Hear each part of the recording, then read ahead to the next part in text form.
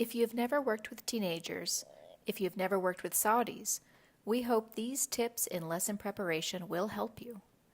The students you are likely to encounter in the PYD can be challenging. This presentation is not meant to be condescending. It is purely a resource for teachers new to our program. We have constructed this presentation using feedback from past and present teachers and the issues they dealt with their first year. We appreciate any suggestions on how we can improve our training program for future teachers. General things to know about this group of students when preparing lessons. Their maturity level is lower than expected due to an extremely sheltered life. They have limited knowledge of the outside world. Native language transfers also create unique challenges. Arabic students will have difficulties with P and B sounds, articles, present tense be verbs, sentence structure, count and non-count nouns, and the left to right alphabet writing system due to L1 transfer, for example. All of these examples will affect how our students process and retain information. In addition, their academic history has not prepared them for a tertiary education, and one strategy most heavily leaned upon in secondary school is rote memorization with no critical thinking. All of these factors, among others, need to be considered when preparing lessons. The tips given in this video are to help you plan a more effective lesson for PYD students. Each teacher may have his or her own way of delivering and creating lessons. This is just some advice. Student stress and motivation are other factors to keep in mind when you are preparing your lessons. These students are under a lot of pressure to perform at a level they are not prepared for. This is why it is important for teachers to prepare thoughtful and multifaceted lessons that incorporate a variety of activities that practice different skills.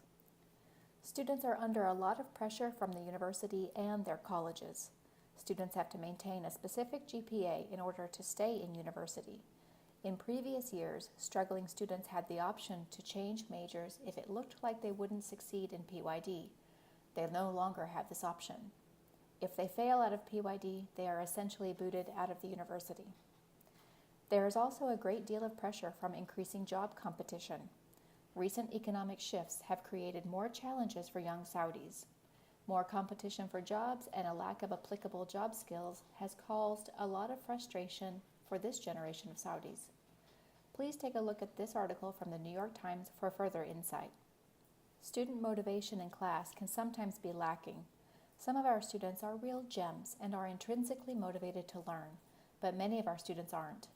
Many of our students are in the PYD taking English classes because they have to in order to move into their colleges. Others are in university because their parents are forcing them to. Additionally, many of our students are not enrolled in majors that they even want to be in. In Saudi Arabia, students get into various majors depending on aptitude tests. If students score high, they get into medical fields. If they score low, they get into business fields.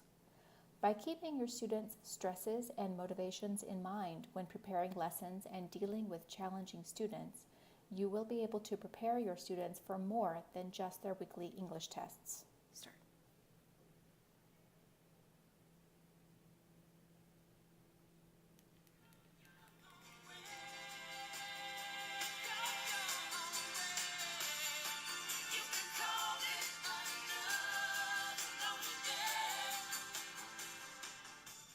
The tips given in this video are to help you plan a more effective lesson for PYD students. We know that each teacher may have his or her own creative ways of delivering and creating lessons, and we encourage that, as long as you stay within the structured curriculum and follow the unit plan exactly. The following slides include advice and questions to ask yourself when planning a lesson, along with examples of how to use these questions in your lesson preparation. We used lesson examples from different units in the North Star books.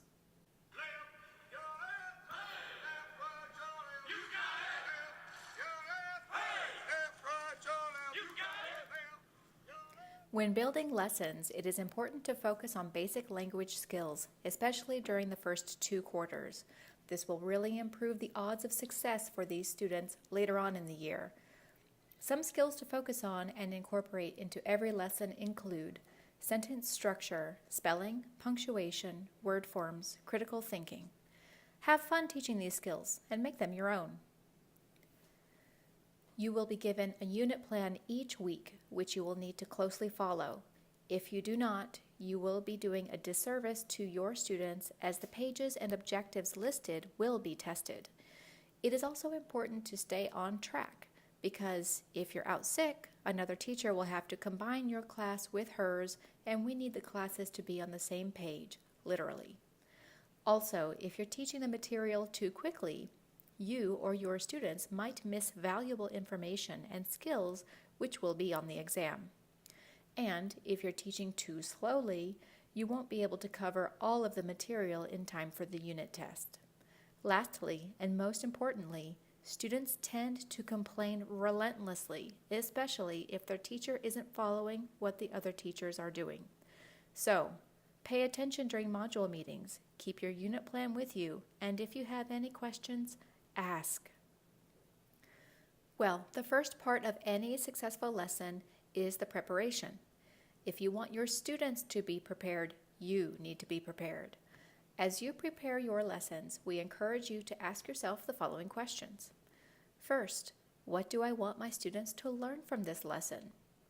Well, in the 2-hour lesson that I'm prepping for, I want my students to be able to define unit vocabulary, discuss the general themes, and choose a vocabulary word to complete a sentence.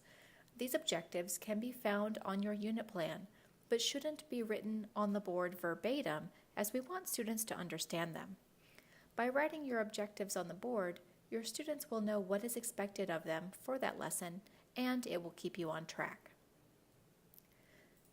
Now that I have objectives, I need to make sure I understand the material well enough to get my students there.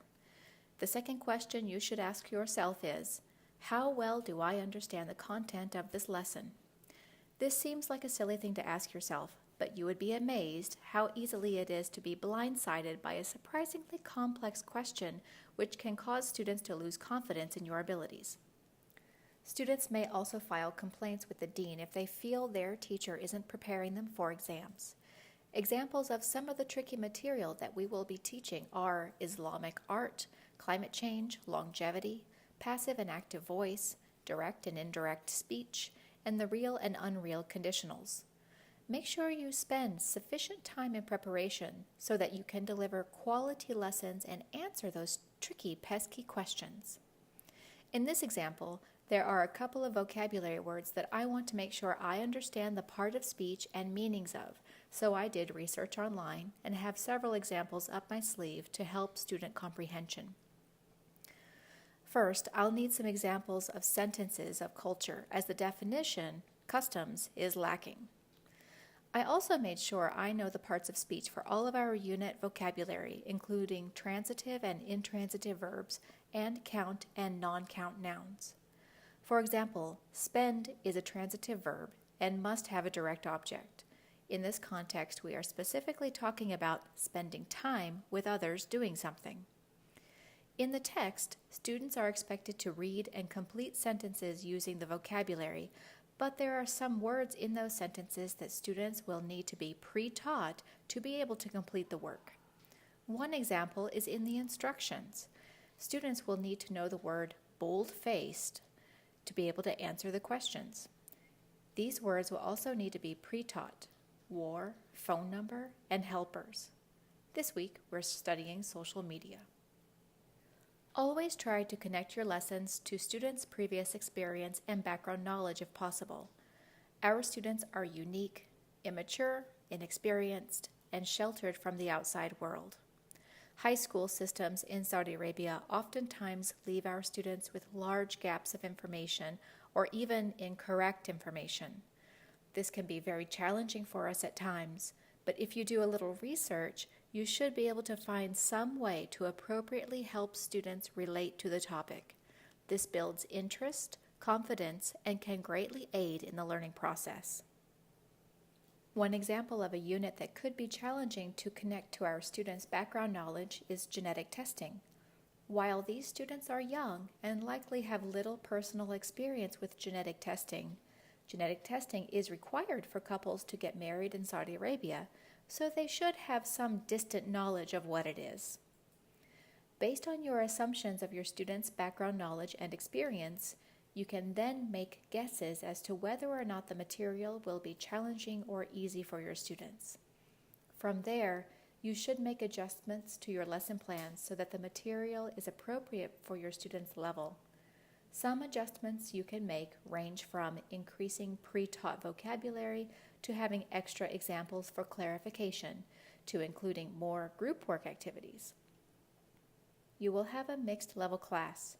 Some will be very high and some very low, which you can use to your advantage if you plan seating arrangement and group activities appropriately. When planning activities, you should plan various types of interesting activities so that students have the opportunity to use different skills. Get them up and moving around. Have them work by themselves, in pairs, and in larger groups. You have a lot of creative license here. We foster strong collaboration through our Shabaka internal pages, where you can find a lot of ideas. Also, use your colleagues. We all have different backgrounds and strengths to learn from. During classroom activities, it is important to maintain control and monitor students closely to keep students on task. When planning your lessons, be sure to estimate how long each individual activity will take. Be sure to plan accurately so that you don't rush activities that students may need extra time with. You don't want to end a lesson or go on a break in the middle of an activity or worksheet, as it would interrupt the learning process. You also don't want to have a huge chunk of time left at the end of class or rush through the unit plan and go off target. If you end up with too little time towards the end of class, don't begin the next activity. With the extra time at the end of class, there are many different things you can do. Do a few minutes of grammar or vocabulary review. Review the themes and the main ideas of readings and listenings. Drill pronunciation chorally and individually. Summarize that day's class lesson. Review expected homework, or briefly discuss what will be covered the following day. Whatever you do, never ever let your class out early, even if they beg. If you let your class out 5 minutes early every day, that's 20 minutes a week or 2.6 hours a quarter. All of those minutes add up and are valuable. It can make a difference as to whether your students will pass or fail. Additionally, if you let your class out early, your students will tell their friends will complain to their teachers or even to the dean, and it will cause a program-wide headache. In our program, consistency is key to success. If one teacher is going against policy, it hurts our program, their fellow educators, their students, and themselves. Carefully choosing groups is an excellent tool that teachers can have to enhance learning and manage classroom behavior at the same time. These are some of the strategies we have found that work. Try to group students based on skill level and personality so that groups can work with a variety of strengths. Put low-level students with some mid-level students and some high-level students with mid-level students that are highly motivated. You want to avoid putting your highest level students with your lowest level students, since the lower level students will start to depend on the higher level students to complete the activity. You also don't want to put too many dominant, extroverted students together, as this can cause disruptions. You should also consider how you will begin and end the lesson. Twice a week, you will begin your mornings with a quiz. Make sure you have extra paper quizzes and the Moodle quiz password before you leave your office, and follow online quiz taking protocol. Diligent monitoring is a must on these days. You should also check the nightly homework and deduct participation accordingly. While you're checking homework, you should have students do another activity. One example is to put a couple of practice speaking questions on the board for your students to work on in their small groups. You should account for time to do these things first thing in the morning as you plan your lessons. Next, you should do a quick review of what was covered on the previous day or week and what will be covered that day. Account for the time required to do this. You should always end the lesson by reviewing what you covered in class and assigning homework for the following day. Also, be sure to schedule time for this in your lesson plan. Activities that incorporate group work and student collaboration can significantly help students with different ability levels. When preparing your lesson, try to keep your material at a mid-level range. If you group low-level students with slightly higher-level students, they can work together to understand the lesson. For your higher-level students, one trick that has worked well in the past is having the high-level students create a comprehension checking quiz with questions about the vocabulary that the other students can collaborate with each other to complete. You should create multiple comprehension checking questions that will check understanding at every stage of the lesson, including instructions. You would be amazed at how poorly these students follow simple directions. Take your time in creating comprehension checking questions that focus on both main ideas and details. Remember, questions like, right? Do you understand? Do you have any questions? Are not CCQs. A couple examples of good comprehension checking questions are, how many answers will you check? How does Jamila feel when she sees the trash at the beach? Where does Jamila hang her posters? And how many people come to help Jamila clean the beach?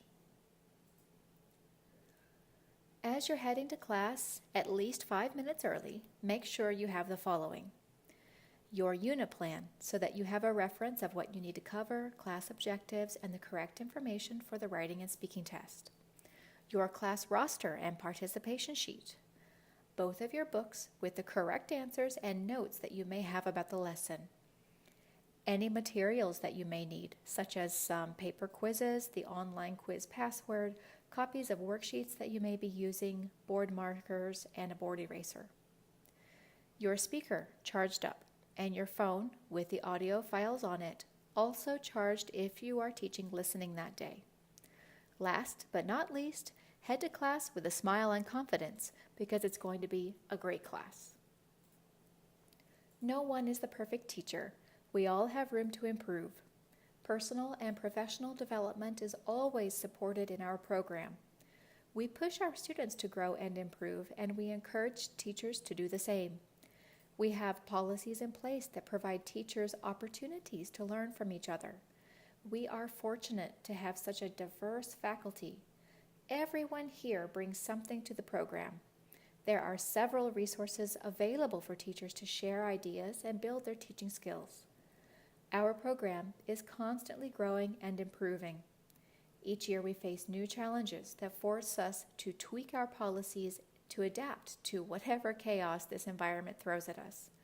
Likewise, we need our teachers to collaborate, cooperate, and also adapt for the program and for the students, as well as for their own sanity.